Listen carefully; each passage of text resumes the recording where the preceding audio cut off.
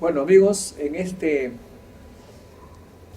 curso internacional de ciencia y tecnología tenemos el grato honor de contar con el expositor, el doctor Francisco García Fernández de la Universidad Politécnica de Madrid, quien va a exponer la aplicación de las redes neuronales en la ingeniería civil y forestal. Pues el doctor García Fernández es un gran amigo del Perú, está aquí por proyectos que tiene con universidades peruanas, con su especialidad, y esperemos pues que siga viniendo y que los grupos que él está formando se enriquezcan y crezcan. Francisco. Muchas gracias. Muchas gracias por su asistencia. Vamos a dar una exposición sobre la aplicación de las redes neuronales artificiales en la ingeniería civil y forestal. Básicamente, este es el esquema de la charla. Vamos a ver una pequeña introducción sobre qué es la inteligencia artificial, qué son las redes neuronales, ¿vale? Para luego ver las principales redes neuronales que se pueden utilizar en ingeniería civil o en ingeniería forestal. Vamos a ver una serie de ejemplos de aplicación, más bien ejemplos que hay en la bibliografía sobre las aplicaciones de las redes neuronales, y por último vamos a ver dos ejemplos concretos explicando el problema que se tenía y cómo se ha resuelto. La idea es que, pues bueno, los aquí presentes pues puedan ver una panorámica general de qué son las redes neuronales y puedan intentar aplicar a su problema una red neuronal concreta. ¿Lo avisas? Entonces, Sí. un Siguiente. así. Siguiente. Bien, ¿qué es la inteligencia? La inteligencia, el concepto de inteligencia ha sufrido una gran evolución a lo largo del tiempo.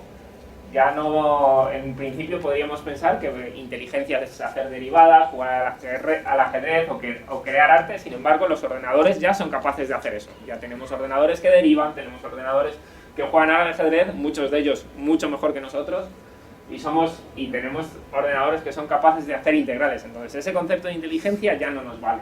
Tiene que ser algo aparte. Entonces, el padre de la ciencia cognitiva moderna, Hofstadter, dice que la inteligencia es algo más, es la extracción del conocimiento de una serie de datos, el poder aunar teorías y el poder aunar conocimientos para crear nuevas ideas innovadoras. Tiene que ser algo más, ¿vale? Eso es lo que en principio, quizá dentro de unos años, dentro de unos años, todas estas cosas que creemos que es inteligencia ahora, dentro de unos años las hagan los ordenadores.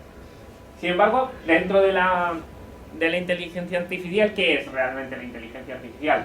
La inteligencia artificial, digamos que es una rama de la informática, ¿vale? Que intenta simular el comportamiento humano en una computadora, en un ordenador. La inteligencia artificial tiene tres patas, por así decirlo, tiene tres partes. Una parte es lo que serían las redes neuronales artificiales, que intentan simular el funcionamiento del cerebro humano.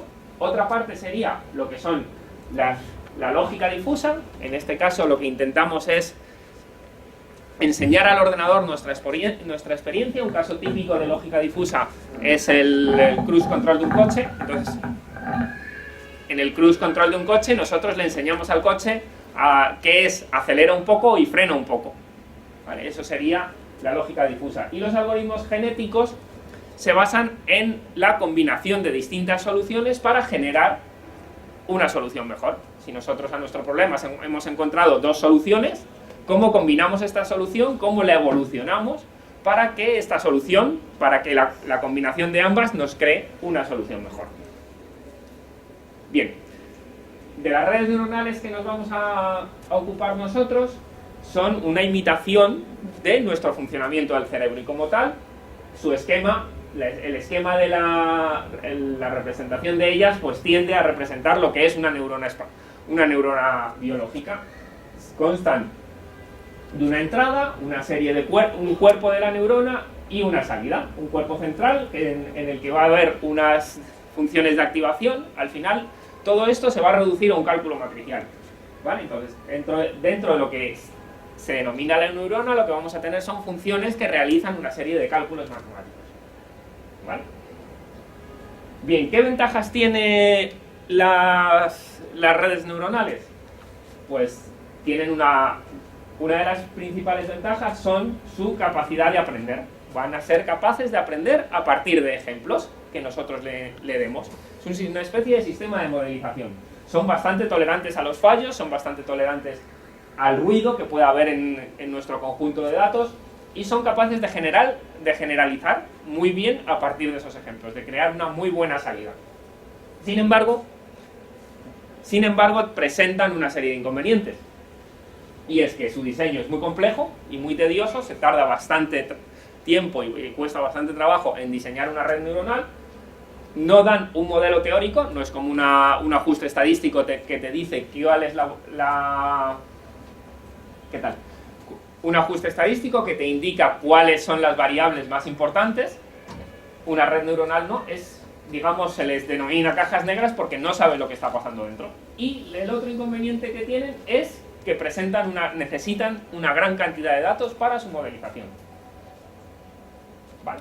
Para hacer una red neuronal básica, lo más simple, probablemente estemos hablando de 250 datos mínimos, 250 ensayos físicos que hemos tenido que hacer sobre un producto, por ejemplo, para poder modelizar sus propiedades mecánicas. Bien, antes de empezar, porque luego voy a ir hablando de tipos de redes y vamos a ver un poquito qué tipos de redes tenemos.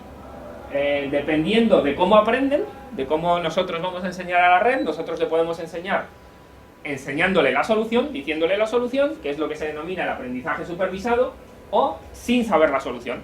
Hay redes que se adaptan al conjunto de datos, a lo que sería el hiperespacio del conjunto de datos, y la solución de la red, la solución realmente es cómo se ha adaptado esa red. Luego veremos un ejemplo, ahora parece un poquito abstracto, durante la exposición veremos un ejemplo. Es lo que se llama el aprendizaje no supervisado. ¿Vale? Siguiente. Eso es de acuerdo a su forma de aprendizaje, de acuerdo a cómo se estructuran. Pueden ser redes en las que la información va fluyendo hacia adelante, pero también pueden ser redes en las que los nodos internos están conectados entre sí, que son las redes feed-forward, entrenamiento hacia adelante, o las redes feedback, en las que ya la información forma bucles y ya no solo sale, sino que vuelve a entrar otra vez en la red. Y en cuanto al tipo de datos, se pueden ser redes categóricas, que funcionan solo con variables discretas, redes numéricas o cuantitativas, que funcionan con variables numéricas, con números reales, o variables mixtas. Hay que tener un poco de cuidado cuando nosotros mezclamos las variables dentro de una red, variables numéricas y variables mixtas. Hay que ser un poco cauteloso a la hora de de mezclarlas. Bien, vamos a ver las principales redes que hay.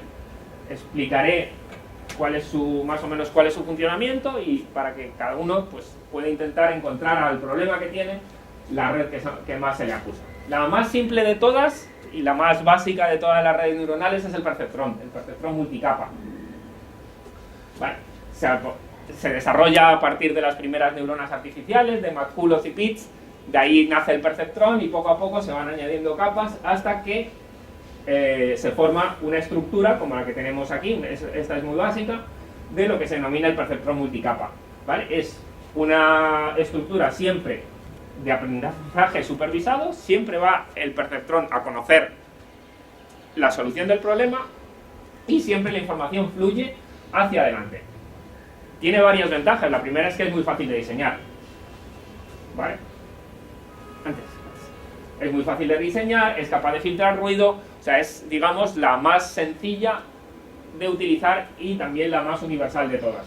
Pero tiene varios inconvenientes que no solo son suyos, sino que son en general del resto de modelos de redes neuronales. El proceso de aprendizaje es largo, cuesta mucho poner a punto la red, y el modelo que nos da no es interpretable. Es muy difícil saber aquí tenemos solo 2 capas, pero en el momento que tengamos más capas y más neuronas, es muy difícil ver por dónde fluye la información para saber qué variable de la capa de entrada, qué variable de entrada es más influyente en el resultado final. Entonces, por eso se les denomina se les denomina cajas negras, porque realmente es muy complicado saber e interpretar el modelo de la red. Bien, a la hora de su diseño, lo que tenemos que controlar, estas son las os conté al principio que en cada neurona va una función, que al final lo que es un cálculo matricial, multiplicación de matrices.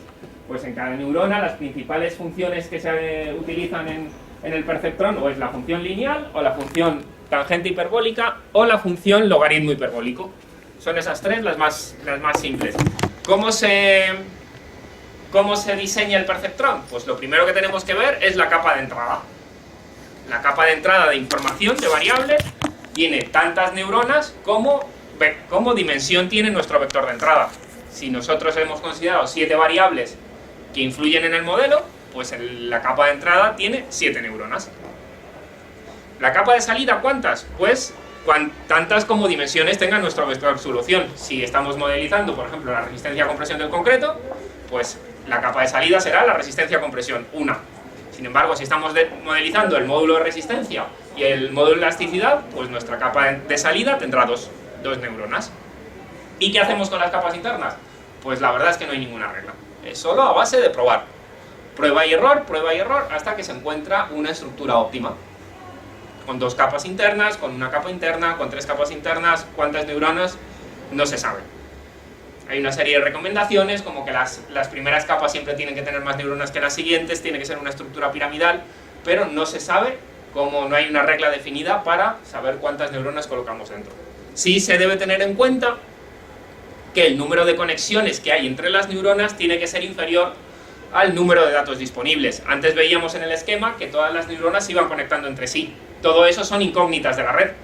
Entonces tendremos que tener más datos disponibles, más ejemplos que conexiones. Es algo así como intentar hacer un ajuste de una curva de quinto grado con 3 datos. No está matemáticamente definido. Pues en las redes neuronales pasa lo mismo. Tienes que saber hay una fórmula en el perceptrón para saber cuántas conexiones tienes, pues tienes que tener más datos. No quiere decir que a lo mejor tú consigas una red que no esté matemáticamente definida y la puedas utilizar, pero siempre con mucha precaución. ¿Vale? Bien. Sí. Bien, ¿cómo obtenemos la generalización? Como sabemos que el perceptrón generaliza bien, que se ha adaptado bien a nuestra estructura de datos. Pues tenemos que utilizar una técnica que se denomina parada temprana o early stopping. Nosotros vamos a dividir nuestro conjunto global de datos en 3 grupos.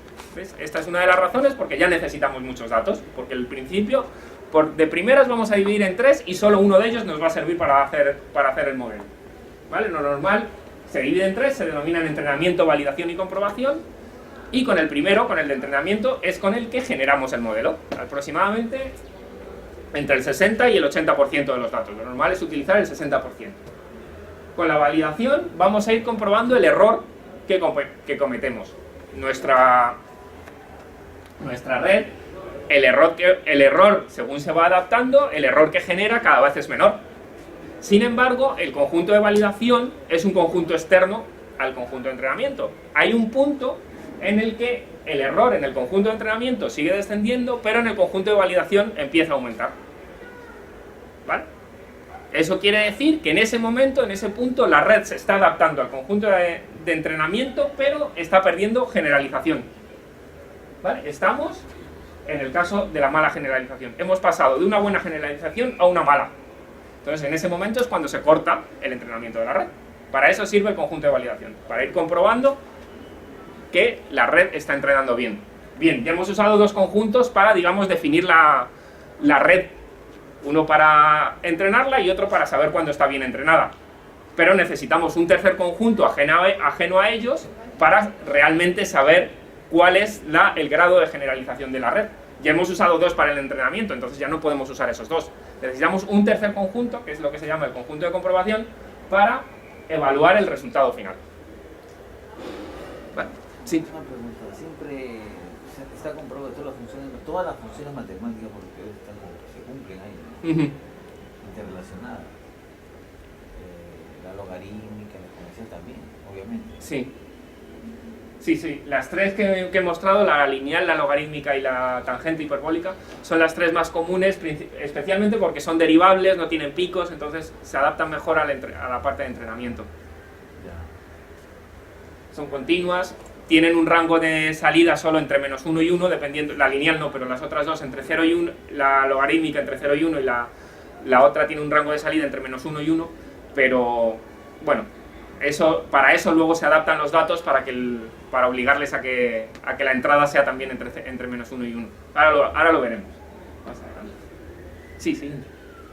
Bien, el otro tipo de red, bueno, una de las ventajas que tiene el perceptrón es que es un aproximador global de funciones. Cualquier función que nosotros tengamos, el perceptrón se puede aproximar a él. Entonces, si nosotros sabemos que existe una función que relaciona 10 variables con nuestra respuesta, con el módulo de elasticidad de nuestra viga, sabemos que el perceptrón va a intentar aproximarse a él. Que siempre existe un perceptrón, otra cosa es que lo encontremos, pero siempre existe un perceptrón que va a encontrar esa relación. ¿Vale? Bien. El siguiente tipo de modelo de red neuronal es lo que se denomina una red neuronal de base radial. Es algo similar al perceptrón, solo que en este caso solo tenemos una capa. Y frente al perceptrón, que las funciones de transferencia eran la lineal o la logarítmica y la tangente hiperbólica, en este momento, en esta lo que tenemos es una función de transferencia en las neuronas que es de tipo gaussiano. Es una función gaussiana. ¿Vale? Esto le va a conferir un carácter que el perceptrón no tiene. El perceptrón era un aproximador global, esta función le va a conferir un aproximador local a las soluciones. ¿Vale? Su forma es exactamente igual, muy similar al perceptrón. Tiene una capa de entrada, una capa oculta, que generalmente suele ser una, y una capa de salida. Dependiendo las neuronas de la entrada, dependiendo de la dimensión del vector de entrada, la de salida, dependiendo de la dimensión del vector de salida, y las internas a base de prueba y error. Bien, bueno, eso es como os había contado. Entonces, ¿qué ventajas tiene frente al perceptrón? Suele tener un menor tiempo de entrenamiento, suelen ser largos, pero tiene un menor tiempo de entrenamiento. Y como os he contado, los perceptrones son aproximadores globales de funciones, sin embargo, la red radial, por ese tipo de función que tiene de gaussiana, es un aproximador local. Las más típicas son lo que se llama la red radial propiamente dicha, y luego redes neuronales probabilísticas o redes neuronales de regresión generalizada. Son tipos muy particulares de las redes radiales. Bien, siguiente tipo de red. Hasta ahora toda la información iba fluyendo hacia adelante, ahora no, ahora tenemos información que fluye hacia atrás dentro de la propia red. Son lo que se llaman las redes neuronales recurrentes. Esta recurrencia hace que la red se adapte mucho mejor a los datos, sin embargo, aumenta enormemente el número de conexiones internas, con lo cual vamos a necesitar muchos más datos para el aprendizaje. ¿Vale? Y estas conexiones internas le van a conferir a la red una capacidad de adaptarse a series temporales. ¿Vale? Vamos a poder modelizar sistemas dinámicos con este tipo de red. Aunque este tipo de red también se utilice para modelizar sistemas estáticos, los retrasos que se producen, las conexiones hacia atrás dentro de la red, le va a conferir una capacidad de modelar series temporales y series y conjuntos de datos donde el tiempo es una característica importante. Bien, las más típicas redes de estos son la red de Hopfield, la red de Hellman, que es muy sencilla y que ahora veremos es prácticamente igual que el perceptrón, y las redes con retraso temporal, que no es más que un perceptrón modificado. La red de Hopfield simplemente es una red en la que todas las neuronas se conectan con todas, excepto consigo misma.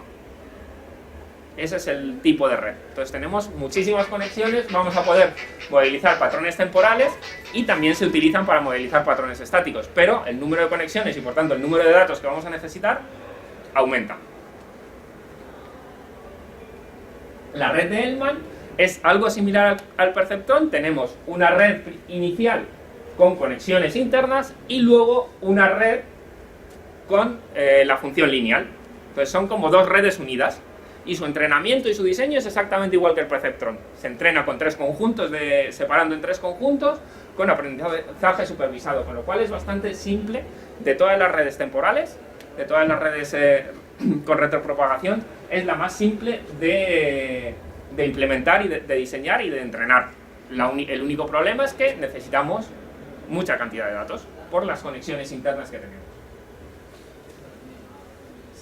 Y la última, red temporal, realmente no es una red temporal propiamente dicha, es un perceptrón modificado en el que el vector de entrada tiene datos de la salida en los tiempos posteriores, en tiempos t+1, t+2, t+3, eso entra como vector de entrada. Entonces realmente es un perceptrón un tanto modificado. ¿Cuántos retrasos temporales hacemos? ¿Cuántas variables de retraso ponemos? Pues no se sabe, para entrenarlo bien.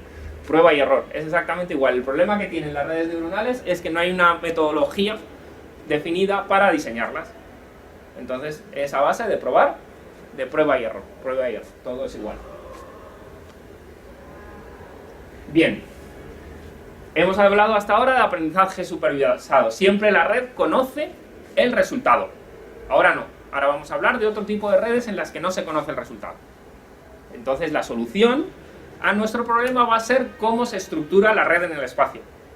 ¿Vale? Es algo similar a un análisis de componentes. La red lo que va a hacer es extraer la información e intentar agrupar sus neuronas dentro de los centros más, digamos, dentro de los centros más importantes, dentro de los clústeres más importantes de nuestro grupo de datos. Entonces va a hacer como una especie de análisis clúster o una especie de análisis de componentes principales. Para eso es para lo que se usan principalmente este tipo de redes. El más conocido es los mapas SOM, los mapas autoorganizativos de Uwe Kohonen. Son bastante simples de utilizar, bueno, bastante simples, dentro de todo lo complejos que son estos mapas, el aprendizaje no supervisado quizás sean los más sencillos de utilizar, y vamos a ver algún ejemplo de ellos bastante curioso. Bien. Esto es lo que es un mapa autoorganizativo. Tiene solo dos capas, una capa de entrada y la capa se denomina capa competitiva.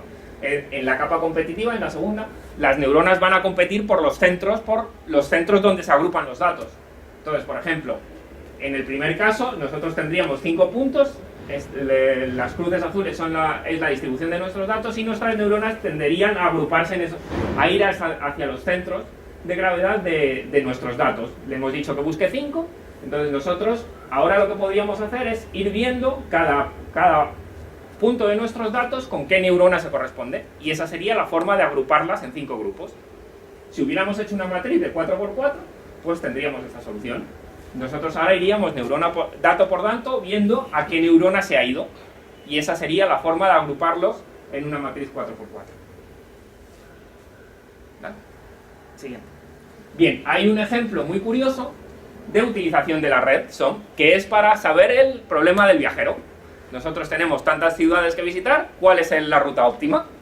Pues quien nos lo dice es una red autoorganizativa, muy curiosa. Vamos a hacerlo con las capitales de provincia españolas. Siguiente. Esta es la latitud y la longitud de cada ciudad. ¿Vale? Siguiente.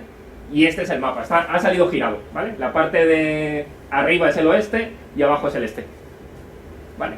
Entonces, anterior. Entonces la parte de abajo, la esquina de abajo es Barcelona, la esquina de arriba es La Coruña, la esquina de la izquierda es Cádiz, y hacia arriba tenemos el mar Cantábrico, ¿no? Se me ha girado el mapa. ¿Vale? Entonces, hemos diseñado una red, le hemos dicho que empiece a aprender, ¿vale? Y vemos cómo, según van pasando los ciclos, la red se va expandiendo, intentando irse hacia las provincias. Y vemos ya, casi al final del entrenamiento, cómo ya nos ha ido dibujando una ruta, que sería la ruta óptima para recorrer todas las capitales de provincias españolas. En este caso estamos en el plano. Se puede hacer en tres dimensiones, y se le puede incluir alguna variable más si nosotros sabemos que las carreteras o que la distancia es más difícil de recorrer en una provincia que en otra. Podríamos hacerle, digamos, una carga, poner una cuarta variable más que indicara la dificultad de llegar a esa provincia. ¿Vale? Luego lo único que tendríamos que hacer es, la red se va a modelar en 4 dimensiones. Lo único que tendríamos que decir es que nos mostrará solo la dimensión de latitud y longitud para ver el recorrido. ¿Vale? Que proyectara sobre la latitud y longitud.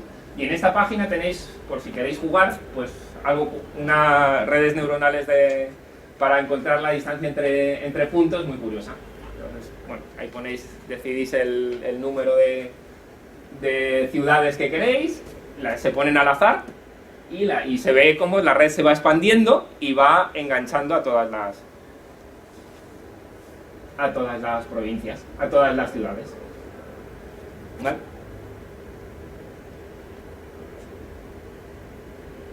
Bien, hasta ahora hemos estado hablando de redes neuronales, pero se parecen un poquito a la estadística, ¿no? Todos son técnicas de modelización y realmente no es más que una modelización muchísimo más potente que lo que puede ser una regresión. Es igual que ellas, pero generalmente muchísimo más potente y con ciertas ventajas. Nosotros cuando hacemos una regresión lineal o una regresión multivariante tenemos que presuponer que nuestra distribución de datos tiene una distribución normal, que la varianza es independiente, que no hay relaciones temporales entre los datos, porque si no tendríamos que hacer un análisis por series temporales. En principio, con las redes neuronales eso no es necesario. Y digo en principio porque conviene hacerlo. Aunque luego no lo utilicemos, pero en principio no se presupone nada, ni homocedasticidad de los datos, ni linealidad, ni nada. Las redes neuronales en principio no se necesita ninguna suposición sobre ello. Y tienen un pequeño problema, y es que nosotros en una en una regresión sí somos capaces de obtener la incertidumbre de la salida. Sí vamos a ser capaces de obtener los intervalos de confianza de nuestra salida. En una red neuronal eso es bastante más complejo. Hay técnicas para hacerlo, basadas en simulaciones de Monte Carlo, basadas en que simulas muchas redes y luego intentas a partir de ahí modelizar varias salidas y obtener una distribución de las salidas, pero es un proceso bastante tedioso y bastante complejo. No es tanto como una regresión lineal, que obtienes la incertidumbre de salida de una forma bastante sencilla. Vale. Bien. Vamos a ver las aplicaciones en ingeniería. Lo primero, para utilizar esta herramienta necesitamos unas condiciones de uso. ¿Vale? Y hemos ido viendo que vamos a necesitar una gran cantidad de datos. Y efectivamente así es, porque vamos a necesitar para el perceptrón 3 conjuntos: entrenamiento, validación y comprobación. Esta es la fórmula para un perceptrón de 3 capas del número de datos que necesitamos.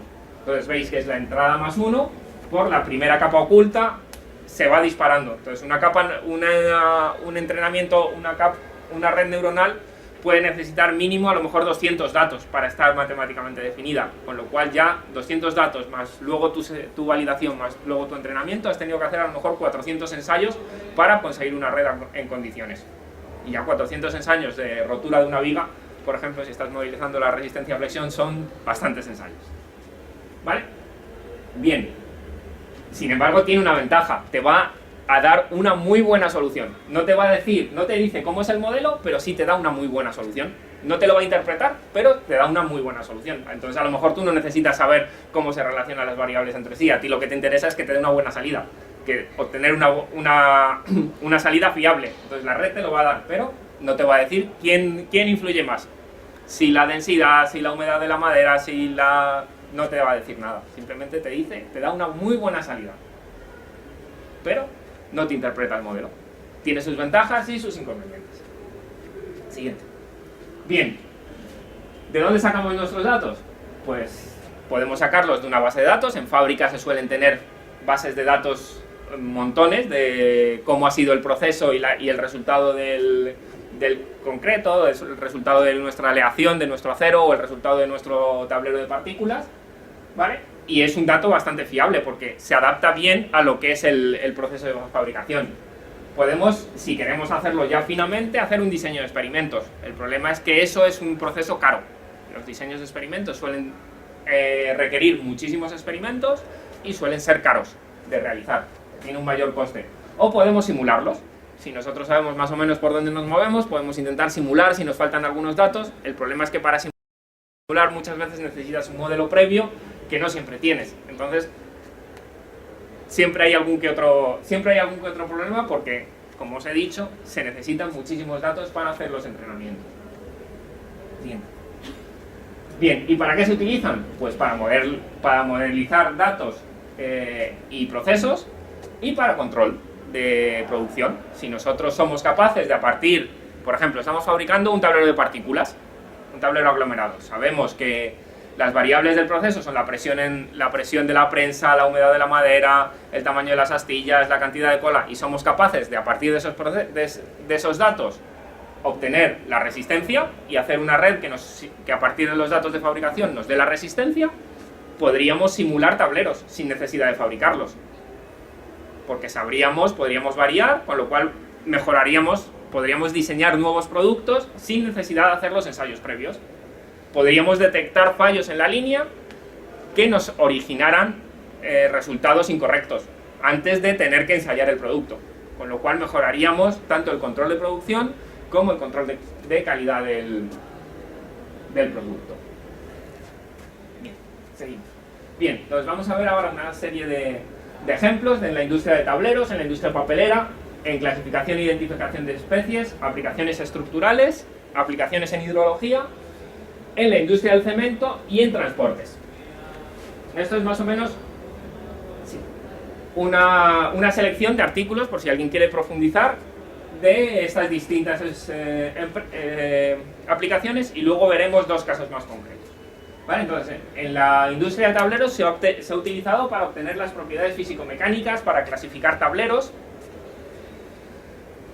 y para clasificar el color de la madera a la hora de hacer un tablero por finger joint, por encolado. Finger joint son unos tableros que van encolados así, en las testas, ¿vale? Entonces, conviene que las tablas que tú encolas sean del mismo color, ¿vale? Bien, entonces, por ejemplo, Cook lo diseñó a partir de la resistencia a tracción del tablero, a partir de la temperatura en las prensas, de la presión, de la humedad de la temperatura en el secadero, de la humedad de la partícula de la salida del secadero, y consiguió un error aproximadamente del 12% en su red frente a los valores reales, ¿vale? Para clasificar los defectos en la madera, Ramírez Alonso lo que utilizó fue clasificó 7 tipos de defectos y consiguió un 83% de aciertos. Pensemos que la clasificación visual humana ronda el 60% de aciertos a la hora de detectar errores a la hora de clasificar una madera. El humano, o sea, el que clasifica la madera visualmente en fábrica, ronda su acierto alrededor del 60% respecto del valor real. La máquina llega al 83%. ¿Vale? Bien, en la industria papelera lo que se ha utilizado para optimizar procesos con el digestor TAF. El digestor es, digamos, el equipo que separa la madera en sus fibras naturales para luego poder hacer el papel, ¿vale? Entonces, un parámetro importante en ese digestor es la cantidad de lignina que queda. La lignina es un material de color oscuro que estropea el papel, estropea la calidad del papel, ¿vale? Entonces, a partir de distintos parámetros de entrada, como era la alcalinidad, el tamaño de partícula de la madera, la temperatura inicial, consiguió obtener la cantidad de lignina a la salida, ¿vale? A partir casi siempre todos los modelos que vamos a ver son perceptrones multicapa. MLP es un perceptrón multicapa, ¿vale? Y también se ha obtenido para ver el grado de rugosidad del papel, que es uno de los parámetros que se mide a la salida de la línea. Igual, con un perceptrón. Y casi siempre, como el perceptrón, por regla general, siempre consigue muchísimos mejores ajustes que lo que es un modelo de regresión lineal. Bien, en identificación de especies, estamos pensando en identificación, a lo mejor podríamos pensar que se utiliza un mapa autoorganizativo. Bien, pues estos autores lo que utilizaron fue un perceptrón un poco peculiar, porque la salida se redondeaba, y entonces sí consiguieron una muy buena aproximación, un 92% a la hora de clasificar dos especies que estadísticamente no eran diferenciables. El perceptrón sí consiguió. O también el segundo ejemplo que os he puesto es a partir de espectros de infrarrojos para clasificar las especies, esta vez sí, con un mapa autoorganizativo. ¿Vale? En aplicaciones estructurales se ha utilizado para clasificar la madera estructural a partir de parámetros visuales y principalmente también para modelizar y mejorar los ajustes o mejorar los resultados obtenidos mediante métodos no destructivos. Por ejemplo, en el primer caso, para obtener la resistencia de piezas de madera, de suba heterofila, los modelos de regresión a partir de ensayos no destructivos daban coeficientes de determinación de 0,33 y 0,43. Sin embargo, el perceptrón dio 0,56 y 0,70. Generalmente se supera las correlaciones de los modelos de regresión. Y en el último caso lo que he puesto es, a partir de ensayos no destructivos de imágenes por radar, conocer la cantidad de agua y la cantidad de cloruro en un cemento, en un concreto. Entonces consiguieron correlaciones del 0,93 y el 0,98, que son bastante altas. Determinaciones, perdón. Bien. También se ha utilizado en la modelización de caudales. ¿Vale? Comparándolos con series temporales y simplemente utilizando generalmente un perceptrón o un perceptrón con retraso temporal, como en el caso último. Por ejemplo, en el caso que tenemos en medio, ¿vale? Lo que buscaban era el suministro medio anual de agua a partir del área de la cuenca, de la precipitación anual, de la pluviosidad media anual, de la altitud y de la pendiente, y consiguieron un coeficiente de determinación de 0,92. Vale, o sea, siempre se consiguen bastantes buenos coeficientes. El problema es que se necesitan muchos datos. Bien, en el concreto generalmente se ha utilizado para obtener las propiedades de la resistencia a compresión a partir de parámetros de fabricación. En el primer caso, a partir de 19 parámetros de composición química y datos físicos de entrada, el perceptrón obtuvo un coeficiente de determinación de 0,7 y la regresión lineal que se había utilizado de 0,35. Se supera generalmente bastante. En el último lo que se buscó fue el cono de asentamiento de Abrams, el asentamiento del cono, con lo cual a partir de muestras preparadas en el laboratorio mediante un perceptrón. Casi siempre es un perceptrón. En este caso lo que buscaron es, a partir de parámetros de fabricación, en ambos casos obtener la resistencia del concreto a 28 días, ¿vale? Casi siempre, igual que un ejemplo que vamos a ver, con perceptrones que obtienen coeficientes en el primer caso de 0,85 a 0,92 frente a 0,71 y 0,79. O sea, siempre se supera, por regla general, a los modelos estadísticos. Bien, en transporte se ha utilizado para modelizar la afluencia del tráfico y para modelizar el tiempo que se tarda en traspasar, por ejemplo, una frontera. El tiempo que tardan los vehículos comerciales en traspasar la frontera que va entre Estados Unidos y México, por ejemplo. ¿Vale? A partir de datos de entrada que se ven del número por ejemplo, de la cantidad de ventanillas que hay abiertas, del número de vehículos por minuto que están pasando, el número de vehículos que están saliendo. Generalmente lo que se consigue son correlaciones bastante buenas y bastante superiores a modelos modelos temporales. ¿Vale? En el caso del tiempo de espera en una cola, generalmente suelen seguir una distribución de Poisson, pero la red siempre consigue resultados bastante mejores. Sí. Bien, vamos a ver dos ejemplos concretos. El primero es la obtención del módulo de elasticidad flexión de una viga de vigas de madera a partir de ensayos no destructivos, y el segundo, la resistencia a compresión del concreto a partir de sus parámetros de fabricación. ¿Vale? Sí, siguiente. Bien, como os conté, vamos a explicar la obtención del módulo de elasticidad de vigas de madera. En este caso se va a modelizar el módulo de elasticidad a partir de ensayos no destructivos y otra serie de parámetros de la viga. Generalmente en madera hay muy buena correlación entre la densidad y la velocidad de transmisión de la onda de ultrasonidos con el módulo de elasticidad. Sin embargo, hay un abeto en el sur de España y en el norte de Marruecos, un abeto endémico, que presenta una serie de problemas en este aspecto. Los modelos habituales de correlación daban unas correlaciones muy bajas. Y es importante este abeto porque se ha utilizado tradicionalmente en construcción.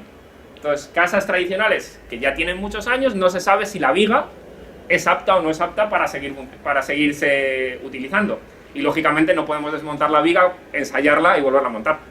Entonces necesitamos un método que nos diga si la viga que está colocada es apta, hay que reforzarla o hay que quitarla y colocar otra viga nueva. ¿Vale? Entonces, lo que se intentó simular con los modelos de regresión clásicos a través de la velocidad de ultrasonidos y la densidad, pero se consiguieron correlaciones muy bajas.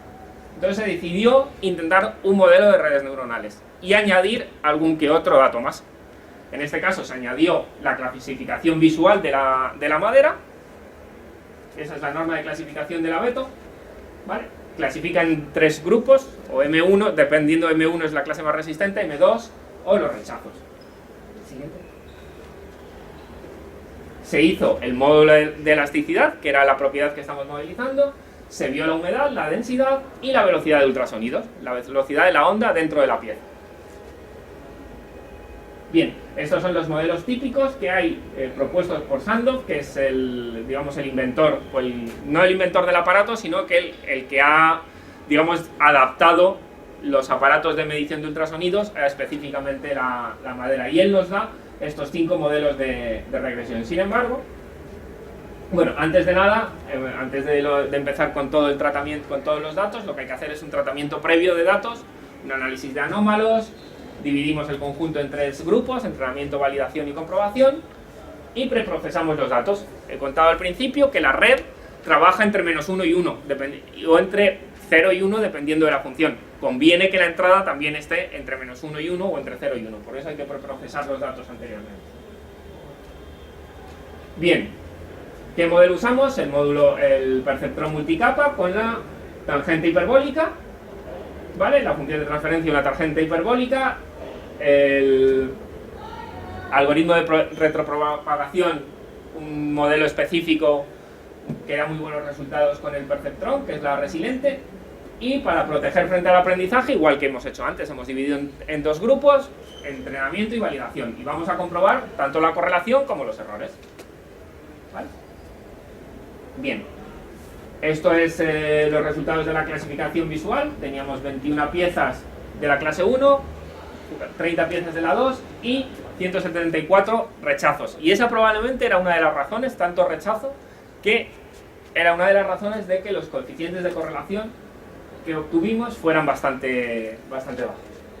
Bien, y esos son los coeficientes de correlación que se han obtenido. El mejor de todos, una R de 0,34, una R cuadrado de 0,12, con los modelos de regresión propuestos por el fabricante del equipo. Bien, seguimos.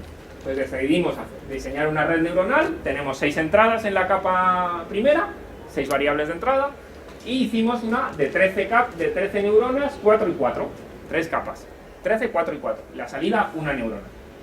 Y conseguimos mejorar enormemente los resultados. Hemos pasado a tener una R de 0,87. Teníamos antes 0,32, ahora tenemos 0,87. Con lo cual hemos mejorado el ajuste estadístico bastante. Ya digamos que podríamos casi permitirnos el lujo de utilizarlo para saber el módulo de elasticidad de las vigas ya colocadas en obra. Bien, el siguiente ejemplo que vamos a ver es la obtención de la resistencia a compresión del concreto a partir de sus parámetros de fabricación. ¿Vale? Esto es un proyecto de investigación que lleva la UNI, la Facultad de Ingeniería Civil junto con la Facultad de Ingeniería Industrial y de Sistemas, para comprobar la aptitud de los bloques de concreto prefabricados. ¿Vale? Bien, más o menos la resistencia del concreto a los 7 días alcanza el 70%, a los 28 días ya se considera que tiene la resistencia global, y lo que se han utilizado son 409 bloques cilíndricos, bloques de concreto, bloques cilíndricos de concreto. Se han preparado según la norma americana, la 192, y se han ensayado también según la norma americana, la C39. ¿Vale? Esta es la máquina de carga de ensayo, la compresión. Siguiente. Y como siempre, hay que hacer siempre, se recomienda un pretratamiento antes de los datos para saber si hay anómalos, para ver un poco un análisis general estadístico de ellos. ¿Vale? Se hacen 3 subconjuntos, el entrenamiento 254 datos, la validación 73 y la comprobación 82. ¿Vale? Y se preprocesan para que la entrada sea igual que la salida, entre -1 y 1. Bien, exactamente igual que el anterior. En la misma función de transferencia, las mismas condiciones de los datos de la red neuronal, solo que esta vez vamos a ver si existen diferencias significativas entre los conjuntos de salida, el real y el experimental. Vamos a añadirle un control extra. ¿Vale? Bien, las variables de entrada son la cantidad y tipo de cemento, la cantidad de agua, los módulos de finura, el tamaño nominal máximo de la piedra, la cantidad de piedra, las densidades, los pesos específicos y la edad del ensayo, si se ha hecho el ensayo a 3 días, a 7, a 10 o a 28. ¿Vale? Intentamos modelizar a 28. ¿Vale? Y la resistencia, la variable de salida, la resistencia a compresión. Bien, y esta es la red óptima que se encontró. 2 capas internas con 10 neuronas y 4. Y las salidas, los coeficientes de correlación para el conjunto de comprobación, que realmente es el que nos da el grado de generalización de nuestra red, fue de 0,86. La R cuadrado. 0,93 para la R. ¿Vale? Y un error inferior al 12%. Vale. Y la no existencia de diferencias significativas en el conjunto de comprobación entre los valores reales y los valores obtenidos por la red. Con lo cual, en principio, nuestra red sería apta para modelizar el ensayo a compresión. Vale. Bien, y aquí por último ya tenéis una serie de bibliografía interesante, si alguien quiere ya un poco profundizar en lo que son... El primero es un libro didáctico, no es muy profundo matemáticamente, pero sí bastante didáctico, si alguien quiere profundizar un poquito más. Bueno. Y